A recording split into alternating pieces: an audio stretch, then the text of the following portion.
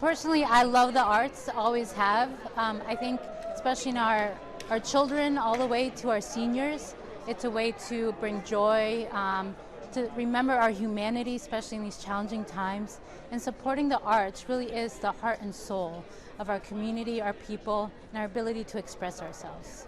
The National Museum of the United States Army is a cultural destination here in Fairfax County. We're a new destination. We opened in November of 2020, and we're just so proud to be a part of this community and to be awarded and recognized this way with the Jinx Hazel Award.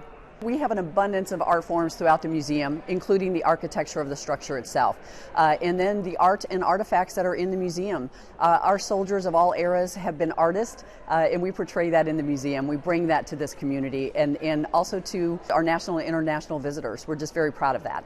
I couldn't be more excited about being a recipient of all the good things that are coming from this project.